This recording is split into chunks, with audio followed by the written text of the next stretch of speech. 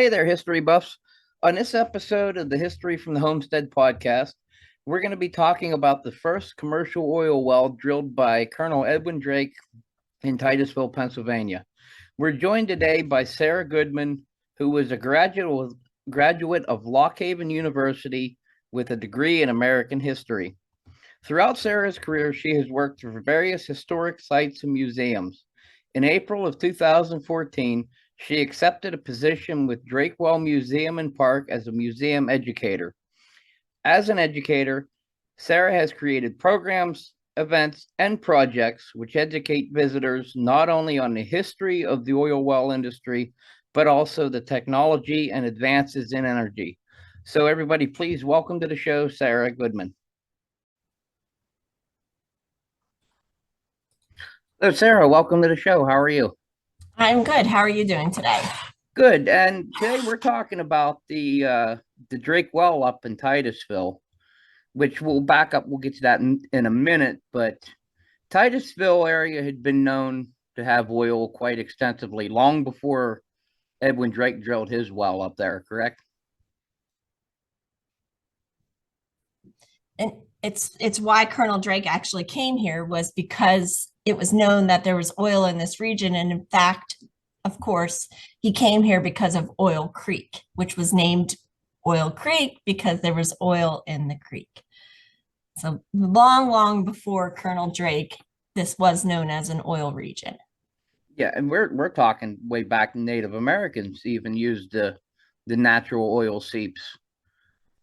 Yes. The actually here on our site we have Native American oil pits, and carbon dating was done on those, and the oil pits date back to the 1400s in Wow. our in this area.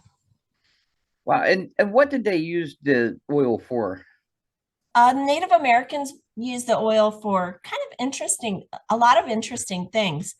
One of the primary uses for the crude oil that they gathered was waterproofing their housing and their canoes. They also used it as medicine, both internally and externally. It was used as a medicine to flush the system out, so purge the system. Native Americans also used it for cuts and scrapes as a salve. Um, they used it as a bug repellent. They used it for slicking back their hair. They used it for ceremonial paint. And they probably also were using it for fires and things, or to help start fires. So a lot of different uses. And we on the podcast, we don't recommend drinking oil because of what we said. I that's Oh, that's not something I would do. definitely do not, even though oil is organic, I highly recommend not consuming it, because it actually, I mean, when we say that the Native Americans consumed it, they were probably consuming just very minuscule amounts of it. But it still is not recommended. It is toxic. And it purges you, and not in a good way. Yeah, exactly. And and the settlers used it as well, probably for a lot of the Oh, same exactly. reasons. The European settlers that came through here would have seen the Native Americans using the crude oil and would have adapted it into their everyday lives as well. Um, in fact, the whole use of crude oil as a medicine is something that the European settlers quickly adapted. And we know that Samuel Keir, who actually was one of the gentlemen that figured out how to refine crude oil into kerosene, he figured that out by kind of looking at the medicine his wife was taking and looking at the stuff that was coming up out of his salt wells, and was kind of like, wait a minute, these are the same thing. This medicine is the crude oil that's coming up out of my salt well. And so he adapted it and turned it and figured out, I can refine this, I can process it and turn it into kerosene. But no, the European settlers were using it as medicine. They were using it for lubrication for their wheels on their wagons and different things. So many of the same uses as the natives were. And you just gave me the perfect segue into the wells itself, because when we talk about Drake's well, we say it was the first commercial oil well. But in reality, there was lots of wells drilled in the area that produced oil, but they were not solely for oil. They were salt wells. Exactly.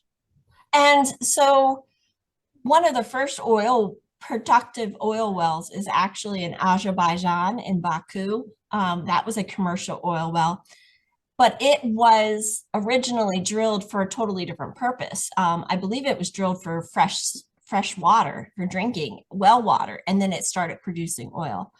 There's a well in Poland that was drilled for fresh water, and then it started producing oil. There's a well in Canada that was drilled and accidentally stumbled upon oil and started production.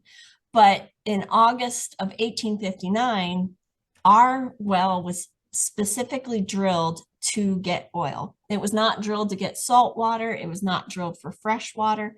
It was drilled to find crude oil in mass quantities. And the reason that we needed crude oil in mass quantities was to refine it and turn it into kerosene. In 1859, there was a huge need for a clean burning fuel. Because prior to this, people were using, of course, beeswax candles. They were using whale oil to light their homes. And unfortunately, whale oil was just getting to the point where it was so expensive that the average person couldn't afford to light their home. So Samuel Keir develops the refining process for kerosene. And it's realized, hey, this is going to be an inexpensive source of lighting if we can get oil in mass quantities. And that's where Colonel Drake comes along. He comes to Titusville.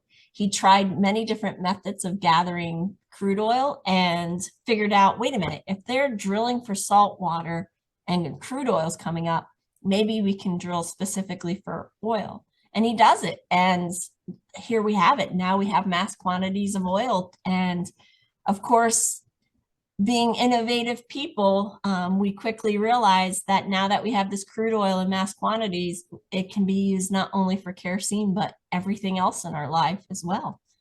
So Yeah, it just started a whole new way of life.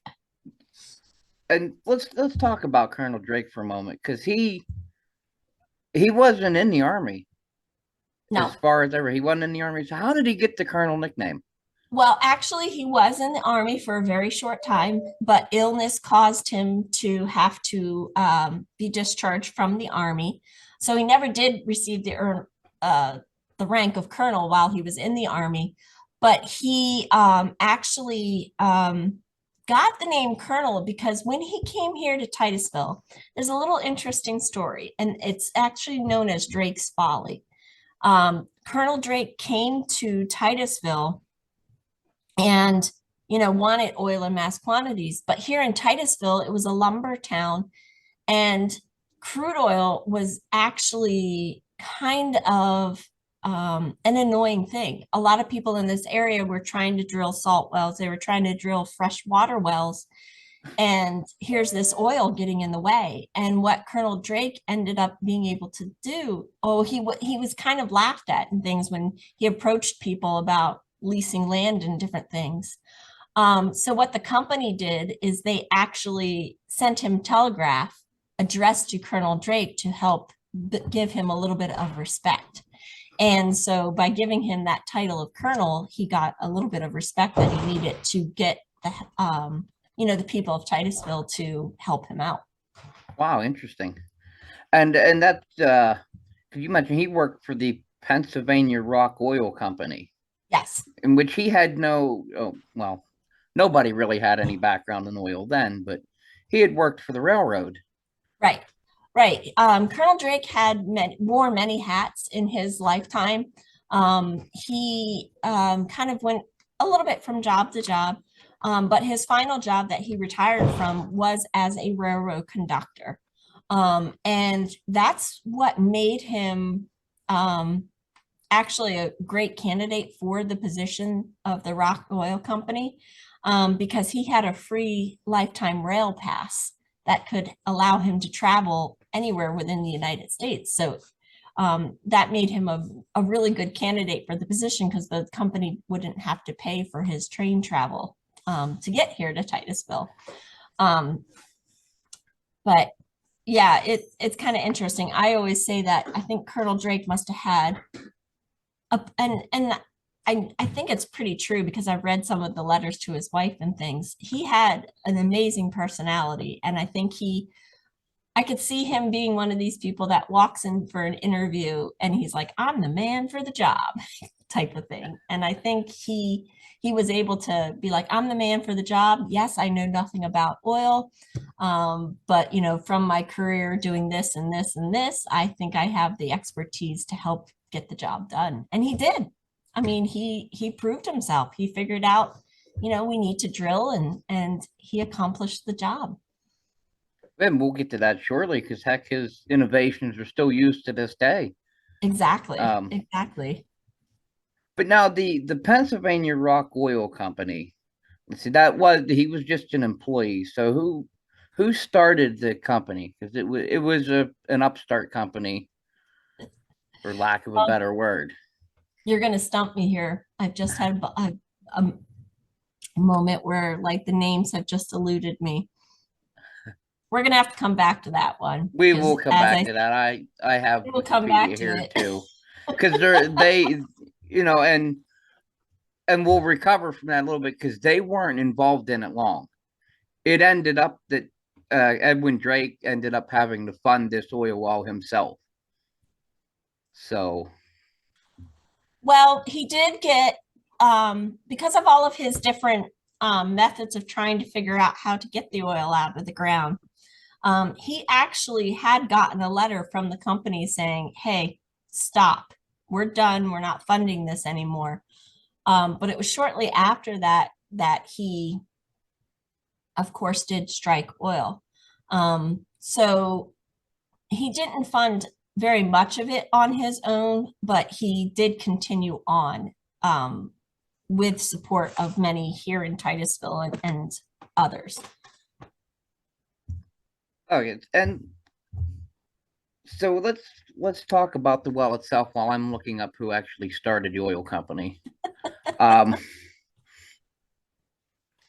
He had problems with it caving in because like the salt wells and stuff, it had to be deeper, if I'm not mistaken. He was drilling deeper. So one of the problems is where the well is located. We are along Oil Creek. Oil Creek was called Oil Creek because there was oil seeping up through the creek bed and you could see the sheen of the oil on the creek. Native Americans would stand in the creek, they would skim the oil off of the top of the water. And when Colonel Drake finally was able to lease land from Brewer and Watson, the sawmill, of course, that Brewer and Watson had here on the property was along the creek. The creek was used as a form of transportation for the lumber. And the land that Brewer and Watson leased to him, of course, is creek bed. Today, we have a little levee system along the creek to stop the area from flooding, but of course, Colonel Drake wouldn't have had that. So he was drilling and things on pretty unstable ground at that time. And so when he first started drilling, he picked a spot where oil was oozing up out of the ground in very small quantities. And of course, as he dug down, just like when we're kids and we dig in the backyard, the hole collapses in on itself. The story goes is that Colonel Drake, sat down and took his hat off, and he wore, of course, a top hat. And he took his hat off and he was playing with his hat and thinking, and that's when he discovered, wait a minute, if we take a pipe and drill down through the pipe, that'll prevent the hole from collapsing in on itself. So Colonel Drake actually invented, I should say, what was called the drive pipe or the casing pipe, which is still used today in the drilling process to stop the hole from collapsing in on itself. And unfortunately, since Colonel Drake was an employee of the company, He never did patent his idea. So he never did get the funds and things from that. But thanks to Colonel Drake, we are able to drill today and not have to worry about the soil collapsing in on itself, or Yeah, the my hole, I should goodness. say. Almost any type of drilling just uses the drive pipe Exactly. to do it. Yes. That's kind of a shame he didn't patent it, but I mean, who would have guessed? No, who would have thought that that was something so innovative, but it So, was. yeah. So now the well itself, how much oil did this produce? Because we think about oil in today's terms of millions of gallons a day, and this And we do. wasn't And that. a lot of people have that Hollywood image in their mind of, you strike oil and it just comes flying up and gushing out of the well and everybody's soaked in crude oil. That totally was not what happened here at Titusville. Um, Actually, what happened here is they drill about 2 to 3 feet a day. And finally, what Colonel Drake ended up doing was he drilled down. And of course, they're drilling 6 days a week. On the seventh day, Colonel Drake decides, let's go check on the well. And it was actually William Smith, who was the head driller, goes to check on the well. And because the day before they had an issue with one of the tools falling off the drill. And William Smith goes into the well, checks on it, and that's when he discovers oil at 69.5 feet, and he's able to pull the oil up out of the well. And what they actually end up finding is, it produced I think it was 20 barrels a day that it produced. So it wasn't a mass production well. And after about 2 years, they ended up leaving the well because it wasn't productive. I mean, a lot of the wells in this area were producing almost anywhere from a couple hundred to 2,000 barrels a day. So it wasn't a super high volume well, but it was the first well that was producing more than a barrel a day. Now, you said about pulling the oil up out of the well. Did they have to like pump it up out of the bottom of the well, or did it just naturally rise up with groundwater? They were pumping it up out of the well. I mean, it oozed to a point, but they did use a pump. I see. And did they drill it any deeper once they had hit the oil, or did they just leave it to produce until it? They left it to produce at the 69.5 feet. It was not drilled any further up. No. I see. And we'll kind of lean away from that because that kind of started, like you mentioned, oil boom. They all up and down Oil Creek Yes. then as well. Exactly. I mean, this area was a lumber town, so there was, a town here and things. But once oil was struck, now we actually see the railroad coming to town, and the population boomed overnight. And one of the amazing things to think is that, yes, trees were being cut down in this area for the lumber industry, but once the oil boom comes, now hillsides are wiped clean of trees because now they're building new housing, new hotels, new restaurants, and they're also building engine houses and derricks and things. So it's overnight just a frenzy of people. And I mean, they're not just drilling. You lease a piece of land, you're not just putting one well on it, you're drilling several wells on your land. And Colonel Drake did try to drill a second well on the property, but it again wasn't high volume. And that's something interesting to think, is Colonel Drake struck just a small vein of oil that out of a larger oil reserve. If he had moved a little to the left or the right, he wouldn't have struck at 69.5 feet. Everywhere else in this valley, you have to go down hundreds of feet. So he was quite lucky with that. Wow. With that 69.5 feet. Like I say, rather be lucky than good sometimes. Yep, exactly. Now, what did Drake end up doing after? Because he pretty well he stayed with the oil business for a while, but then he moved away from Titusville He later on did. afterwards. So, excuse me, once the well was in production and they were shipping the oil out of the well, Colonel Drake's job was done. He was no longer needed. He had accomplished his mission of getting that oil in mass quantities. He traveled back to the New York area and lived there for a short time, and then took several jobs, but then finally ended up in Bethlehem, Pennsylvania. In Bethlehem, Pennsylvania, his wife took on several jobs. She had boarders come and stay with them. She took in laundry, she took in mending and sewing. And she then actually started kind of fighting for recognition for her husband. And she was finally able to get that, and he received a small pension from the oil company and things. And but he ended up dying in Bethlehem, Pennsylvania, without any real full recognition of his accomplishment. Um, so it's kind of a sad story. It, They also were almost penniless, because although he had done such a great thing, Colonel Drake did receive a good salary while he was working, but unfortunately, he was not very good at investing his money in things. And that's why his wife had to take on odd jobs to help, keep the family going. and that's unfortunate because when you think about oil magnates, you think about like Rockefeller who Yes. came after from him and made millions. But you know, as we said, most of this oil went for kerosene. Yes.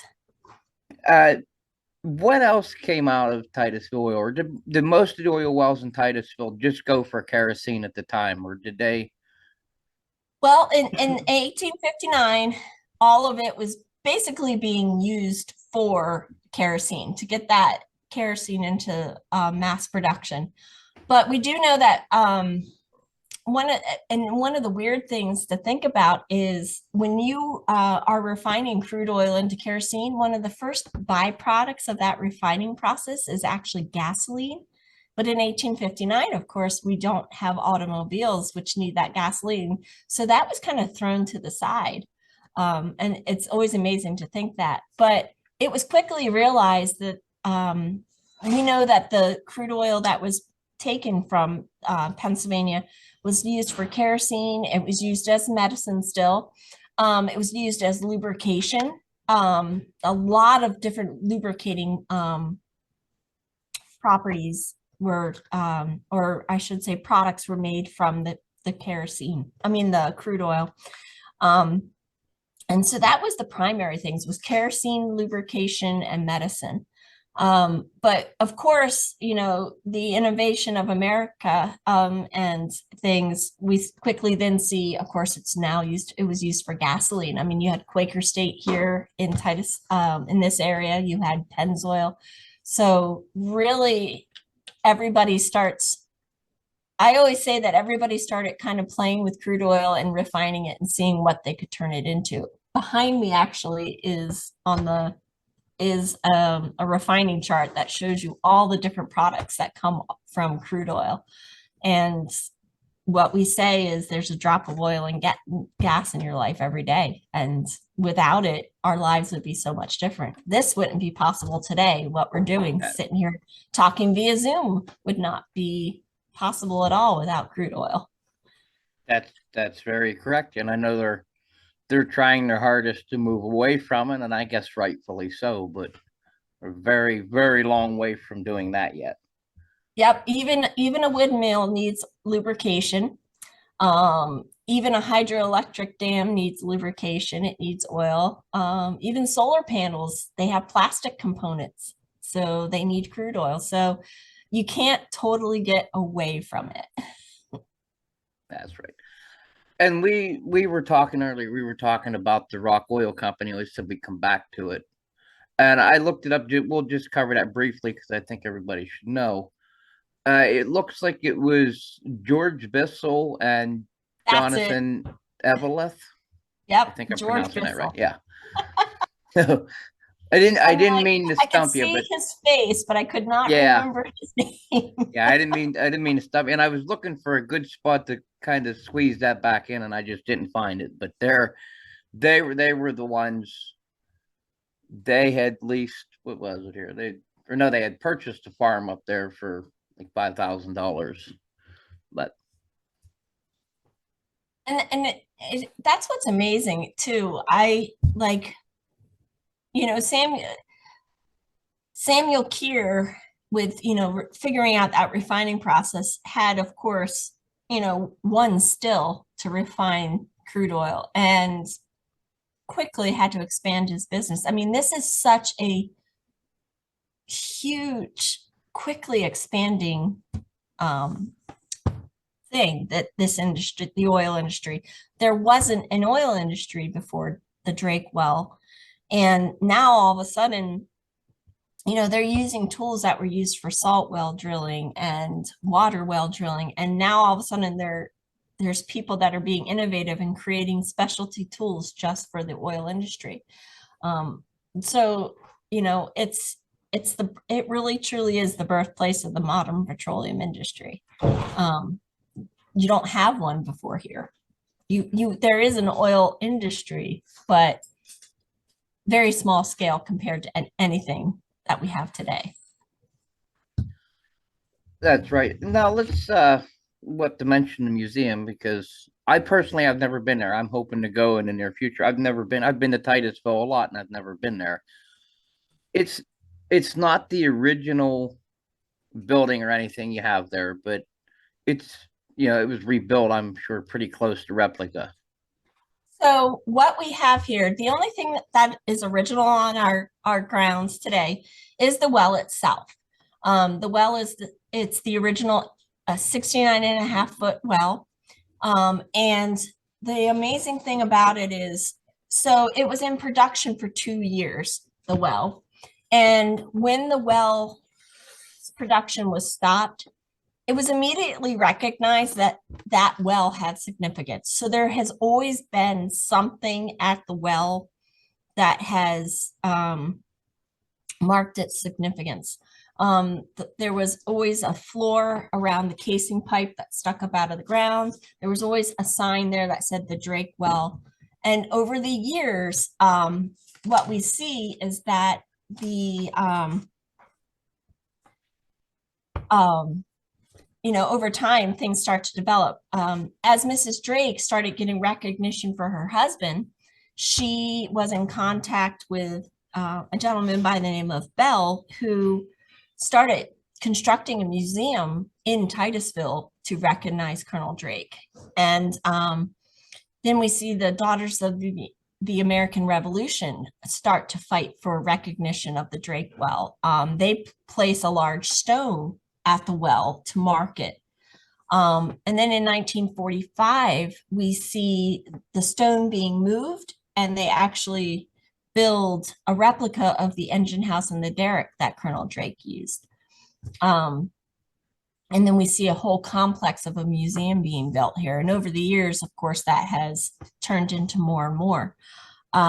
Today, the museum is a little over 200 acres that preserves the oil, the oil heritage here. And it's not only interior museum space, I think it's 10,000 square foot, no, 20,000 square foot exhibit space interior, but we also have exterior where we have the original well site and the replica of the engine house and derrick, but we also have brought in oil field equipment throughout the years that shows the progression and the modernization of the oil industry. And the cool thing is that we actually have the engine house and derrick, we actually do pump oil today at the well. And then we, throughout our exhibits, we have other engines running and things which show the progression of how oil wells pump today. So it's a really amazing place. Now, when I say that we pump the well, we do, it's a little deceiving because we are not pumping oil still from the Drake well. It's actually a fountain system. There's a storage tank in the ground, and it's like a fountain system. We circulate the oil through our exhibits today. Oh, that's neat, because that was going to be my next question. Yeah. Now, how can everybody find the Drake well on online social media and everything? So we have our website, which is www.drakewell.org. And then we also are on Facebook, and that's Drakewell Museum and Park. And our Facebook page is probably updated a little bit more frequently than our Drakewell website.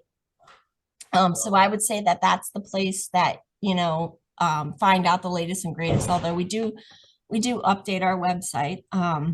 And then to find us actually physically and come to our location, it's really easy. We are located right off a major highway. So, and that's Route 8. And what I love about Route 8 is everybody knows Interstate 80. And all you have to do is take Interstate 80 to the Barkeyville exit and take Route 8 north. And you'll just come right into the town of Titusville, and there's a big sign there that says Drakewell Museum. And we are, I think it's a quarter mile off of Route 8. So real easy to get to us too. Perfect. And Sarah, I thank you for talking to me today. That was Oh, it an was interesting fun. show. Yep.